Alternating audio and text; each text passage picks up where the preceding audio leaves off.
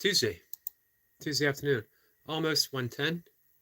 I'm here with one of my cats, cat number one, cat number two, um, depending on which one, which one is closest, I guess. They have names. Um, I don't remember what they are. We didn't name them. Uh, we adopted them when they were 10 years old from a shelter. They were sisters, two black cats bonded. The woman at the shelter told Mocha that she was afraid that no one was going to take them because people generally prefer non-black cats, um, and that they might only want one and not the other. People generally don't adopt two cats at once, but being sisters and they were bonded, been together for 10 years, it had her worried that they would be separated. So when Mocha told me that, I was like, well, I guess that means we got to get them. Do what we can when we can. Um, that seems to be the point, I think, is um, do what you can when you can. For those animal, plant, person in need. It's a simple way of moving through life with a certain degree of kindness and empathy, compassion. And I do believe it is an inherent quality within each of us. Something I was going to do some Googling in a bit as we continue our talk, um, as that is one of the principles of Buddhist as well as yogic psychology, um, but I think more predominantly found in Buddhist psychology is, well, maybe not necessarily, but our inherent goodness, our inherent nobility. Nobility seems to be the right word, although it sounds pretty grandiose. Of course, the word grandiose sounds pretty grandiose, but um, it's fitting because, we approach therapy, we approach um, reviewing our own psychological nature for the flaws. What can we fix? And what's incapable of being fixed? Uh, some might say, well, to be human is to be flawed, and some things just can't be fixed. In yogic psychology, they say it's just patterns, samskaras, mental imprints that we um, might have from lifetime to lifetime to lifetime, or if you choose not to believe that, which is fine, um, they develop beginning in the womb and then throughout life. Mental imprints, how we act, how we react to the things that happen. um, and that, as with any imprint, although it might be difficult, you can smooth it out, you can sand it out. And you do that by, one, creating new patterns over top of the old patterns, just new ways of responding, switching from reactive to responsive. Um, Again, just grooving in new patterns, erasing the old ones, lightening them up, lessening them just a bit. And that's done through the simple act of being aware of them. When you know that you are responding to mental patterns and that you're responding to these patterns out of ignorance, it's the only way you know how, that awareness tends to change their reaction. Maybe not at once, little by little. And then, of course, you suffer the immediate regret. Man, I just fell right back into that old pattern. It's okay.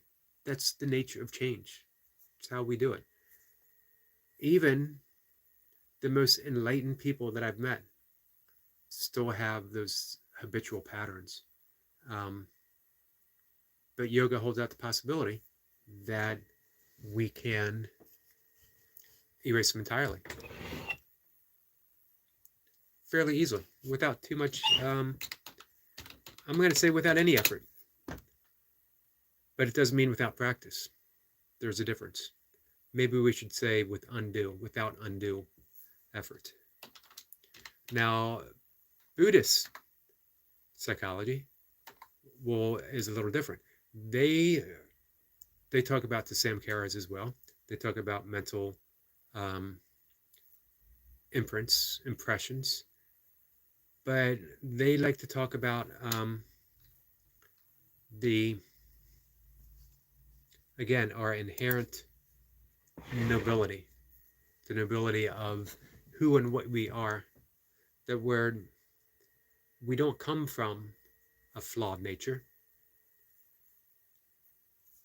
and that very nature stays the same, doesn't change. Doesn't mean there's not cracks here and there. That's part of life. It's accepting the wholeness, and with wholeness comes a little bit of brokenness as well, which is okay. So we don't beat ourselves up.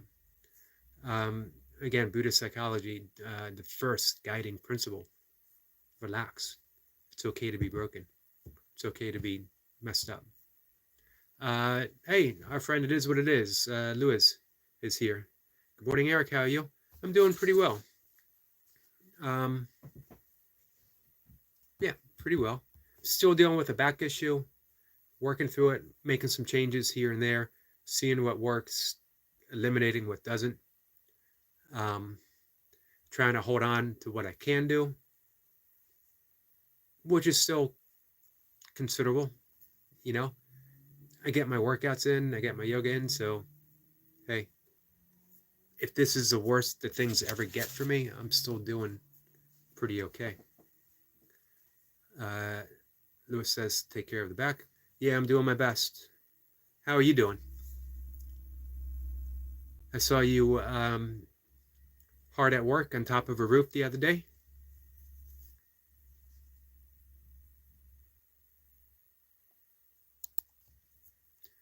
I'm just doing some uh, Googling here, thinking in terms of, again, Buddhist and yogic psychology.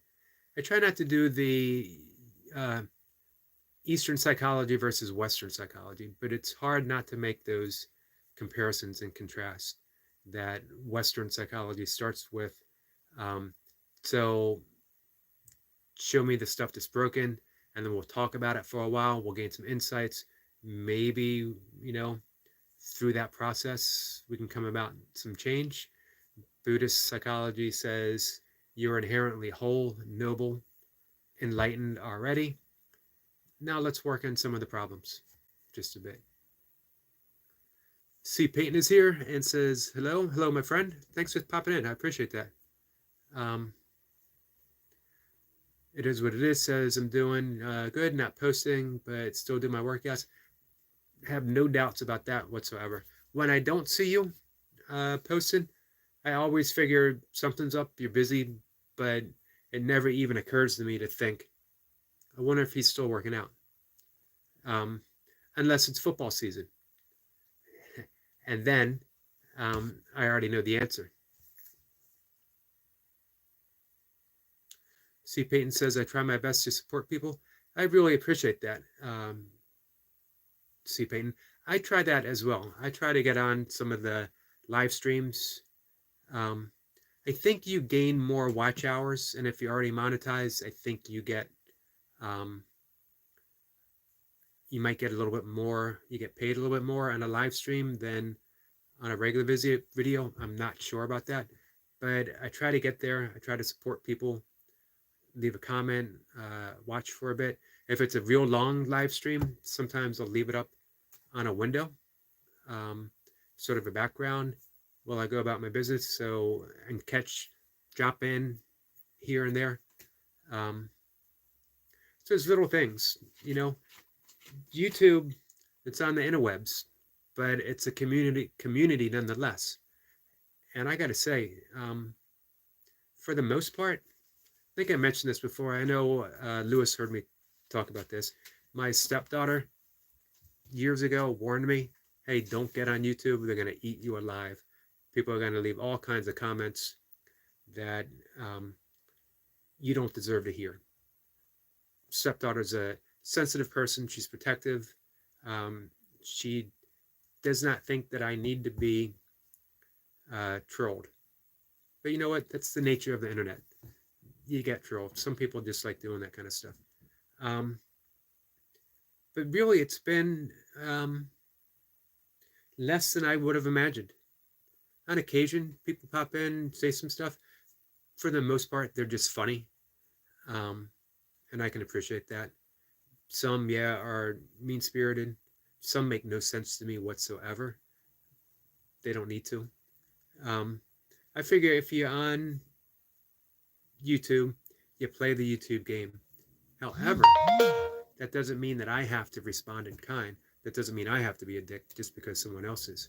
Um, I try to take the C. Payton method. I try to support people. Um, you put out a measure of goodness and you tend it. You give it awareness and you watch it grow. Um, Case in point, um, I walk away from this conversation feeling pretty good that someone like C. Payton comes to my channel, comes to my live stream, watches me, gives me some encouragement, uh, is an all around nice person. I get to spend time with my friend Lewis, it is what it is, who's a burpee master, um, and has a whole lot of wisdom to share about all kinds of stuff. That's a pretty good deal. I walk away from this conversation and I think, you know what? I want to give a little bit more. Um, I want to give a little more back.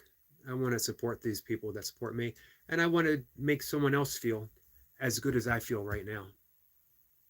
That's what I mean about, and in Buddhist psychology, they say start with your inner, inherent, true nature of nobility, because sometimes that seed is buried so deep people don't even realize it's within them, that it's their true nature, who they are, and it just takes the proper time, effort, reaching out, being kind, for that to respond.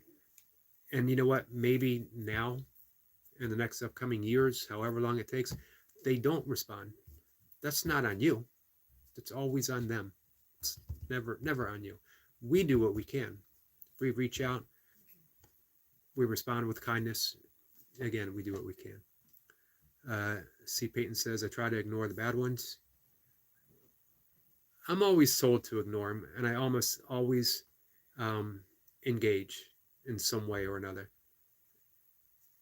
Just seems to be, um, I don't know, maybe my nature is just to engage and be a little bit of a smartass at the same time. Um, Lewis has send the bad ones my way. I don't need to. You're already there. You got my back before I even have to ask, which is good to know. That's the whole thing about having someone's back. No one should ever have to say, hey man, you got my back. I have no doubt um, that Lewis does, as well as my other good friends. And whenever and if ever, I'm there to return the favor.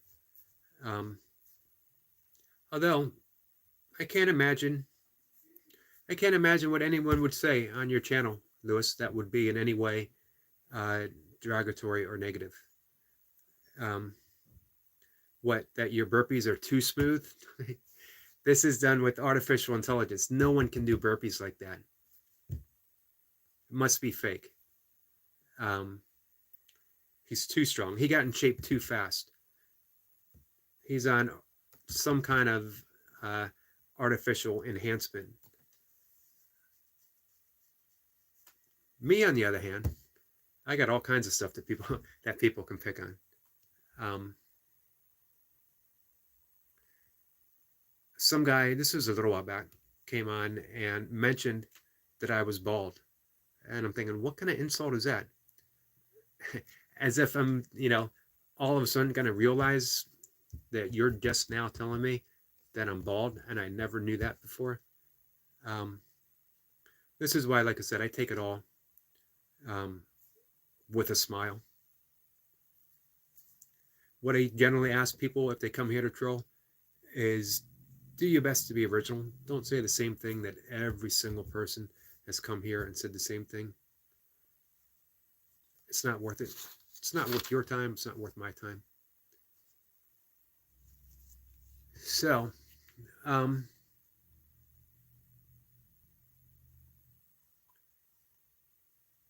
I'm looking here at the, um, again, sort of contrasting the little subtle differences between um, Buddhist psychology and yogic psychology. Buddhist psychology and Western psychology, any kind of Eastern psychology, is going to be vastly different than the Western, but it's a little more subtle, yogic and Buddhist, because they are so closely related, intertwined with each other. Sorry, I'm looking at my cat, who's prowling around, meaning she's definitely up to no good at all. She's going to do something to get my attention, like knock something over. Um, so, uh, it seems to me, and I could be wrong in this, that the yogic perspective gives you a little more structure on how to achieve, how to reveal your perfect and true nature, which again doesn't mean it's without flaws. It's like the Taoist concept, the Zen concept of Wu Wei, which is um, it's the flaw itself that adds to the beauty. That it's the small scratch in the diamond or the missing piece in a sculptor that literally makes it more beautiful because of that. The flaw is part of the concept itself,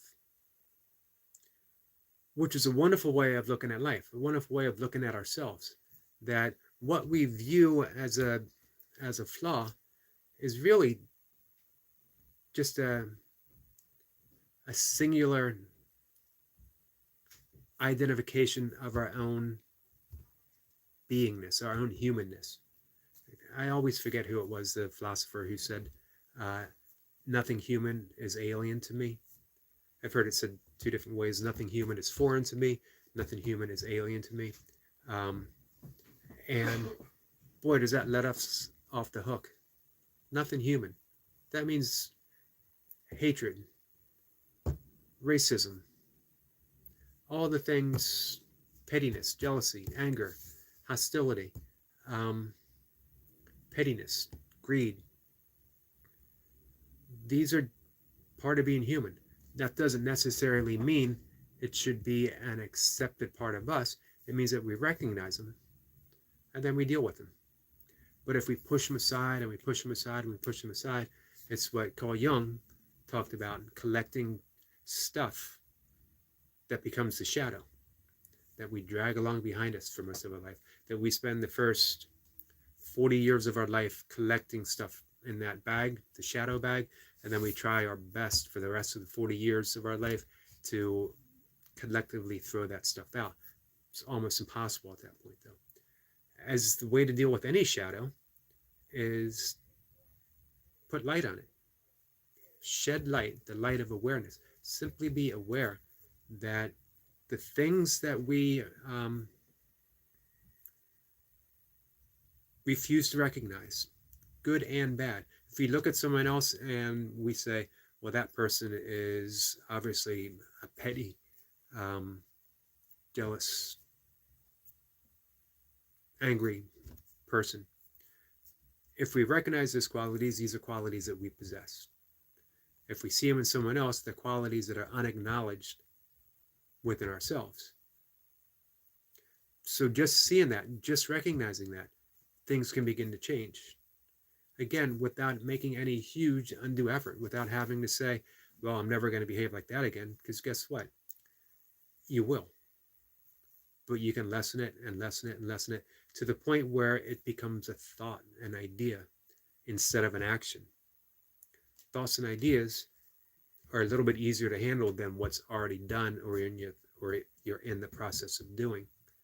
I think it was Emerson that said that the thought is an ancestor to every action. So with a bit of, um, I don't want to say training, let's say practice, bit of practice through the 8 limbs of yoga, through the 8 limbs of Buddhism as well. With a little bit of practice, you start paying attention to the thoughts before they become an action. That's pretty big. And that happens sooner than most people expect, most especially through meditation, because meditation is the whole process of just simply recognizing that, hey, I'm thinking. And then the second realization is, wait a minute, if I'm thinking, if I'm aware of these thoughts, I can't be the thinker of the thoughts. I'm the witness to the thoughts, the pure awareness of these thoughts. And if these thoughts are simply occurring through me, then I'm the awareness to the thoughts. And that means things can change. They don't need to become an action. Our friend Destiny Forever Walks, PhD, is here. She says, hello, Eric. How are you? I'm doing pretty well. Just saying hi to Lewis and C. Peyton. Smitty, hey, how are you? Smitty is another one like C. Peyton. It's here to support people. Not only that, you know what? I never spent a whole lot of time going to gamers channels. Smitty's got a fun channel. You guys should visit, because they're not just playing games. They're playing, and they're playing intently. But they're also interacting. They're fun, good company. And that says a lot. You know, when you can be so engaged in a game, but still take the time out and talk with other people who come to your channel. Smitty is a good person with a fun channel. Definitely go visit, spend some time. I shared him out yesterday, and whenever I come across his live stream, I plan on sharing him out more and more.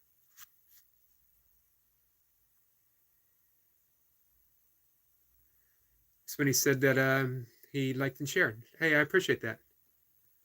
And we got some more people saying hi.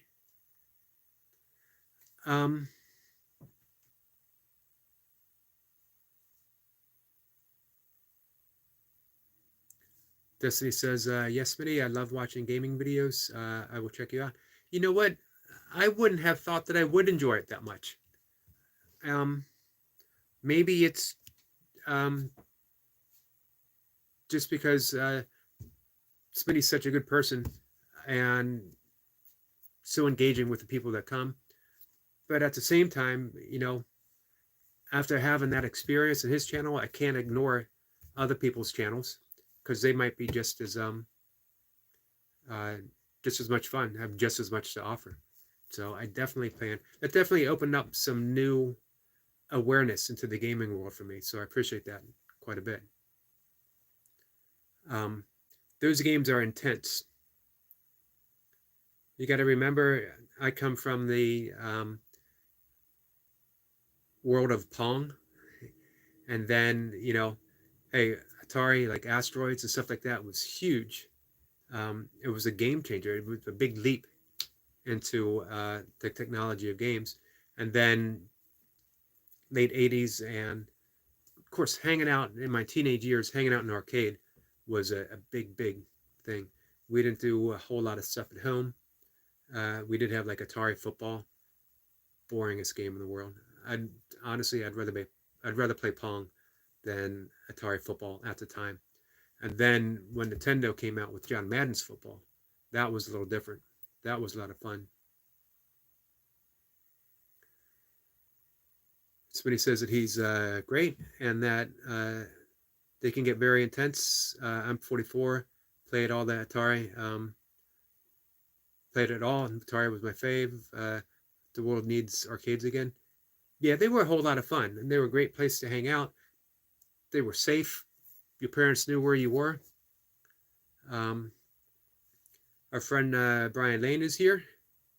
Good day, Eric and Destiny and everyone here. Hey, thanks for coming in, Brian. And you know what? I appreciate the duck video. Um, I made my way out to the turtle pond. I was going to return the favor, and because I know you're um, love and care of turtles. Man, how can you not like turtles? Um, awesome creatures. I always liked I told the story before, William James, when a woman listened to him talk uh, world religions and philosophy, and she stood up and said, you know, Mr. James, I believe that the world is on the back of a giant turtle. The entire universe is on the back of a giant turtle. And William James smiled and said, well, yes, but what's holding up the turtle? And she smiled and said, well, you think you have me stumped, but in truth, it's turtles all the way down, Mr. James. Um, and I just absolutely love that. Turtles all the way down. And of course, the many, many Native American indigenous tribes believe that the world is actually on the back of a turtle. And who's to say? The funny thing is, really, who's to say? But you know what? The turtles weren't out yet. I think here it got up to 68 degrees, but I think the water's still too cold. I love watching them emerge. These are really old, huge turtles. I'm talking like well over 100 pounds, if not more. And when they come to the surface very slowly, and you see the moss and the grass growing on their back from being submerged in the water. Man, they're awesome creatures. I think I wrote about turtles a couple years ago. Maybe that will be the subject for tonight's blog reading. Brian says, yeah, it was my first time seeing ducks, but I do have them here a few days ago swimming upstream. I like seeing them in streams as well. It says, thanks, brother, about the turtles. I appreciate it. I'll get one soon. We're going to head out there again tomorrow. It's about a 2-mile walk from my house.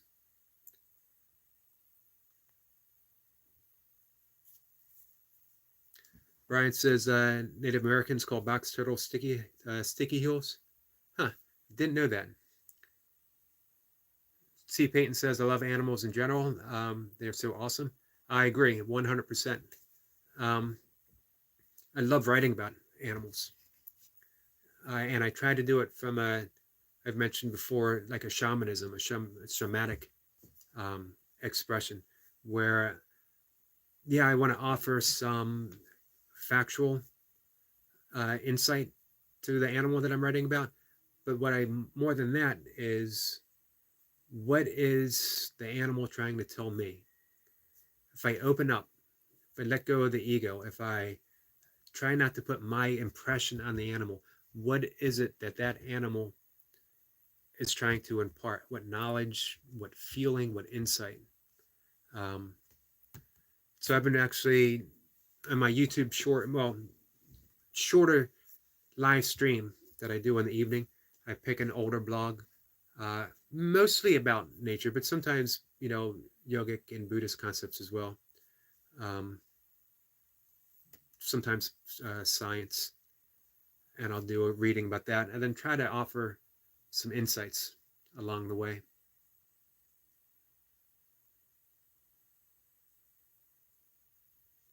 Destiny says, I think you did a shorts recently with turtles with moss on their backs. I did do some moss. I don't think I did the turtle, but I did do the moss. I love moss too. I'm about to say I love some really weird stuff, but I'm in great company here. So I don't think anyone's going to say that's pretty weird stuff. Like C. Payton said, that's cool. Um, I think we're all on the same page that nature is just absolutely awesome to experience because it's just so astonishing.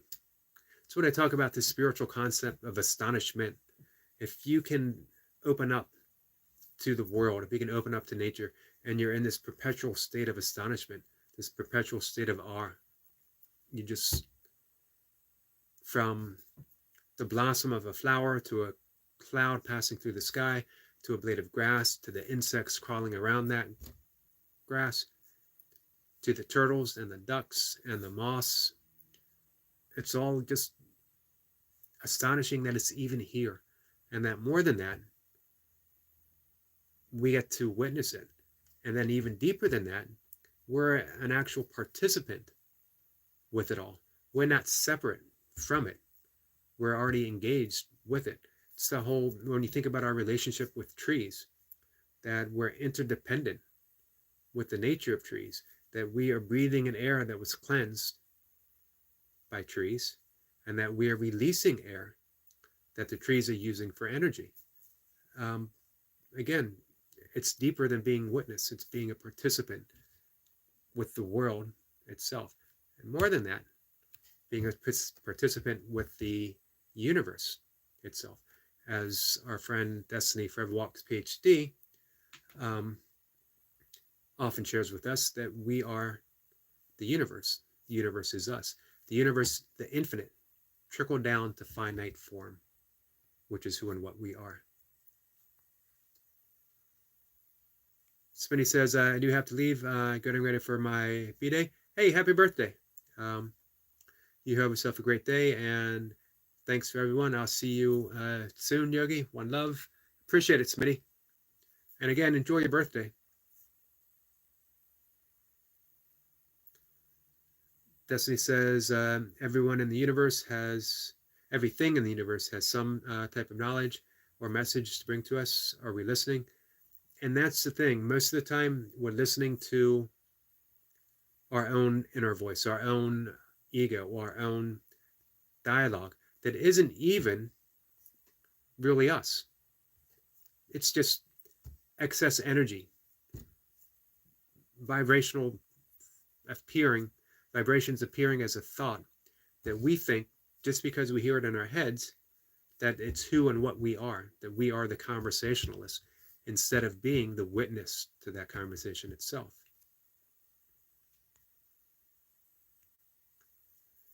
So I 100% agree with Jesse. Everything, it's an entire conversation. The entire universe is talking to itself. And we can open up and partake in that conversation in a moment's notice, just by being open, asking,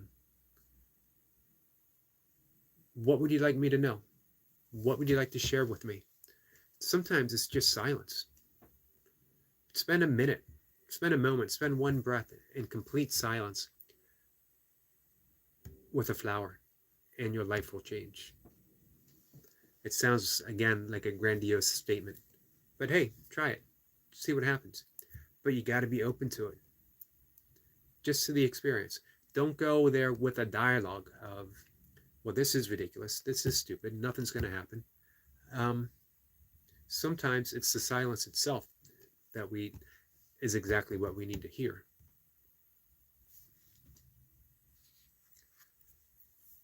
Brian is agreeing with Destiny.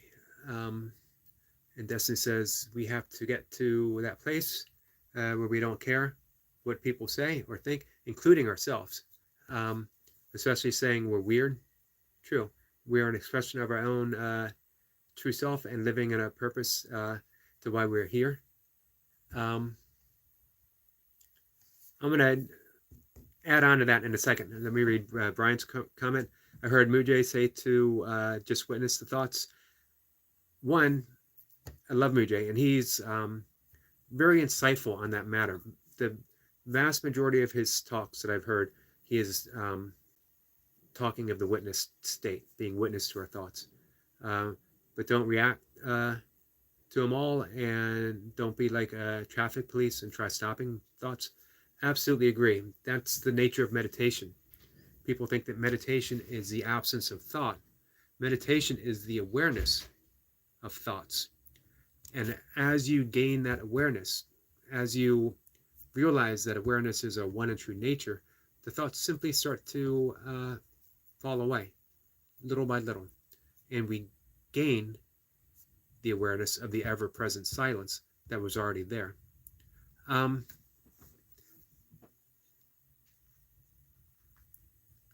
Destiny says, I love that saying about Mujay Brian Lane. He's definitely worth watching on YouTube. Some wonderful, wonderful talks. I've had some friends that have actually been out to see him and spend some time. I have other friends who aren't fans, but you know what? No one's a fan of everyone or everything. They don't need to be. Back to being weird. The original spelling of weird, W-Y-R-D, it's a Germanic expression. And it is from a shamanic tradition that weird is actually the web of creation, the infinite web of beingness, of isness itself, that everything is connected to everything else. If you pull on one strand of the web, the entire universe vibrates. It can't help it. And there's no small strand. Everything is a strand. Everything is this interconnectedness. So that's how we gain insights and synchronicities. That's how miracles happen. That's how we have these sudden intuitions of what to do and how to follow something. And because of these synchronicities and these intuitions could sometimes lead to some spooky feelings, people started associating the word weird with being strange, outlandish, different, other. And then, of course, the more formal English spelling of W-E-I-R-D. It is E, right? I before E. Maybe it's W-I. I can't picture it. If I was typing it, it would come out right. Probably. But, of course, I have spell check, so it doesn't have to. So I absolutely, you'll see me post about weird. Maybe I'll read that tonight. Who knows? And I absolutely love it. So when somebody says you're pretty weird, to me, it's a high badge of honor. Because yes, I am extremely weird, as are my closest friends. And I include all of you. The tribe of weirdness, the fellowship of beingness. Excuse me, guys. Destiny says, I love that saying by Muji, Brian Lane. I think I read that already.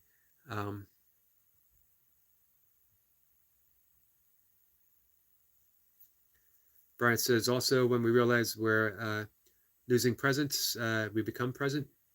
Yeah, that's an interesting perspective.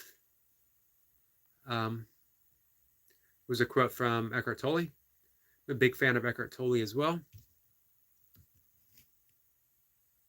Eckhart Tolle takes people out of the realm of spirituality into the beingness of presence itself. And that's no small thing. But I think the best way to approach Eckhart Tolle is to read often and slowly, almost like contemplative reading. It's a little at a time. Absorb it, and then allow it, the energy of what you read to act through our lives. That's the whole difference with contemplative reading and just reading something. And I think probably the vast majority of people just read something and then they superimpose their own impression on what they just read. And so there's little change in your life. But if you allow the energy of Eckhart Tolle or Nisargadatta Maharishi or Mujay or so many other great wisdom teachers, and you simply absorb the energy. Some people say, like with Nisargadatta Maharishi's book, I Am That, you don't even need to read it. Carry it with you. And you absorb the energy of the book, the essence of the teaching. The essence of every great teaching is found in silence anyway. And you could say the same with the Tao Te Ching or the Bhagavad Gita, um, and the Bible as well. For me, the Bible, I'm a little more selective. Um, again, I've mentioned quite a few times, I'm very much partial towards Sermon on the Mount. I absolutely love uh, Paul's letter to the Corinthians. I love the Psalms, uh, Genesis. Genesis always, every time I come back to reading Genesis, it strikes me as like a brand new experience. The energy of creation itself um, being expressed. I absolutely love Genesis.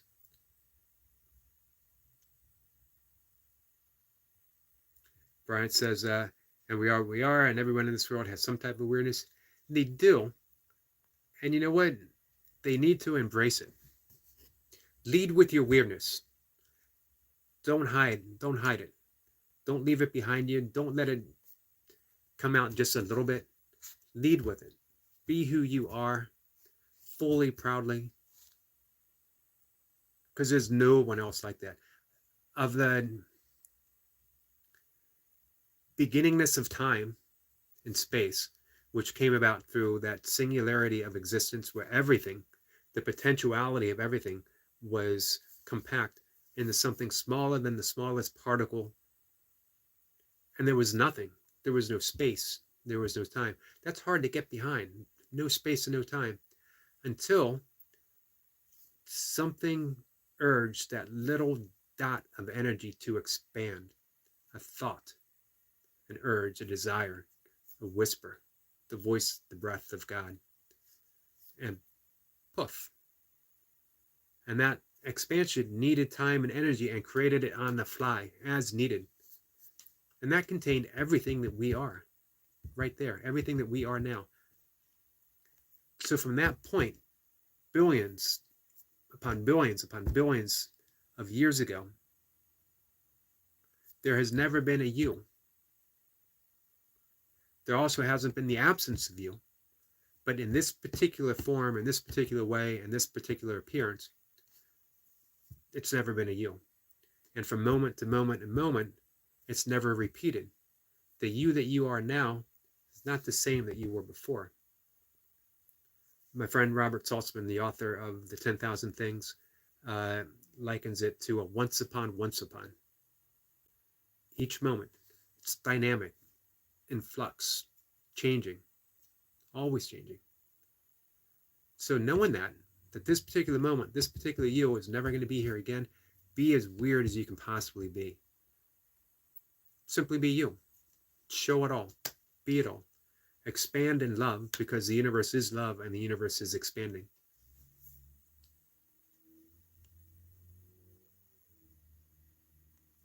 Let's see. Destiny says, I love Eckhart Tolle too. Yep, I think you and I have talked about him before. Have you read a book called, Brian says, Living with the Monks?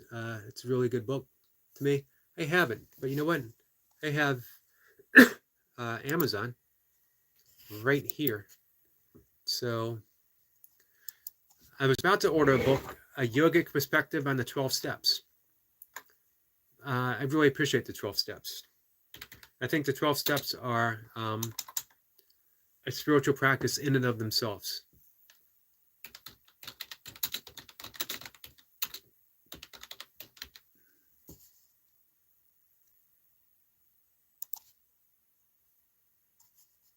Oh, you know what?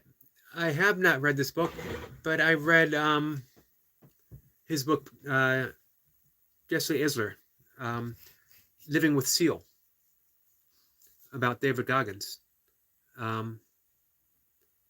So, yeah, I'll have to check that out, since I enjoyed the David Goggins book.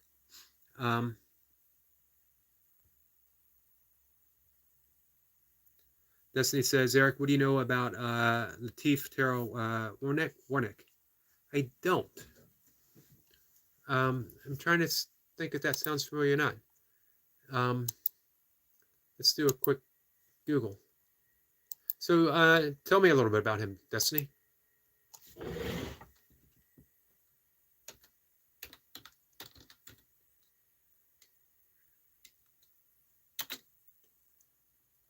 Let's see.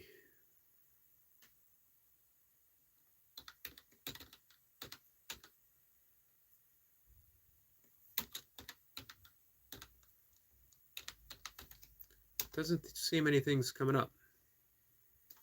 I think I spelled his name wrong.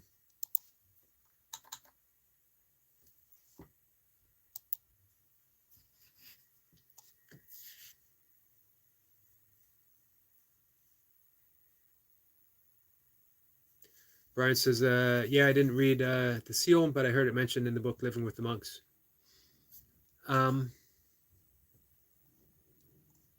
He's a good writer. Very, very entertaining.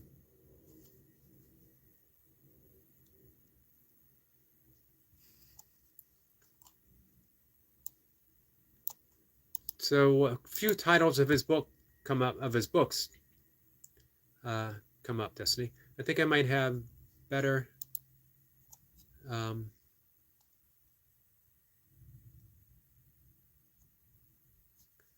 better luck on Amazon.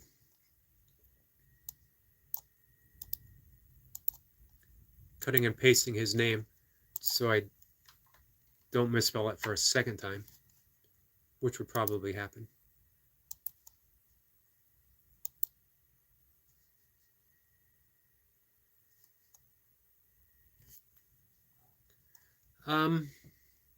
I like the titles, Destiny.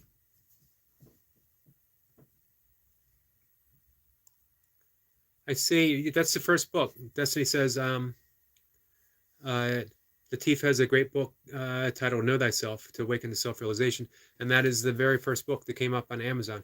And the great news for me and for others is it has a free Kindle edition if you have Amazon Prime. So that is a book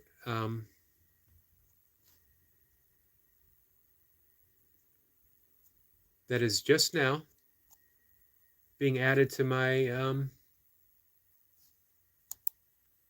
collection. Thank you for the title. Always happy to find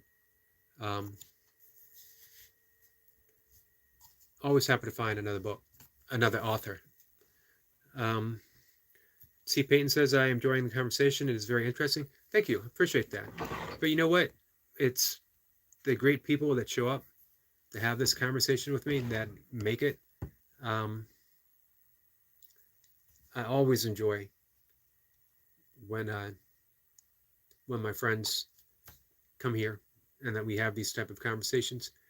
If I had set out and said, I need to find some specific people to have this conversation, this type of conversation with every day, I couldn't have done a better job than the people who I think we were just drawn towards each other to have these conversations. He has another book, Destiny, Hatha Yoga, the Purification Path. So I'm going to have to get that as well. That one is not free, but it's 99 cents, and that's a pretty good bargain right there. Brian says, going to head out, Eric. I hope everyone has a blessed day. You too, my friend. I'm going to close things down myself as it's coming up on 2. 2 o'clock is usually my ending meditation of the day. My first one being usually right about 3, a little bit after 3 o'clock in the morning, 3:10, and then 2 o'clock. So I think that's it. Destiny, thank you for the author, because I'm going to read his, I'm going to order a bunch of his books. Kindle, like I said, has 99 cents and some are free. So, man, I can't beat that.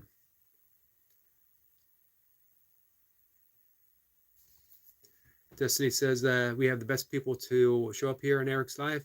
Thanks for being part of the Fellowship of Beingness. I agree with Destiny. It definitely is the best group of people, and I absolutely love our name, the Fellowship of Beingness. tribe of weirdness. We're adding that to the list. C Payton says, "Take care, my friend," and you're welcome, Eric. Says Destiny. C Payton, I hope you join us again. Um, we're here often. I'm here every day, twice a day. Actually, counting burpees, I'm here 3 times a day. Um, but it's always fun to engage in the live streams. So, guys, thank you. Destiny, thank you again. Um, and again, C. Payton, I appreciate you being here.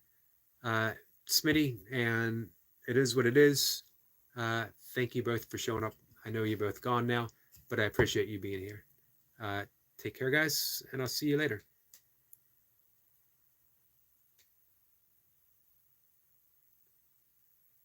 Destiny, C. Payton says, "Take care, Destiny," and Destiny says, "Take care, everyone. Enjoyed our conversation. Thanks, Eric, and thank you. Take care."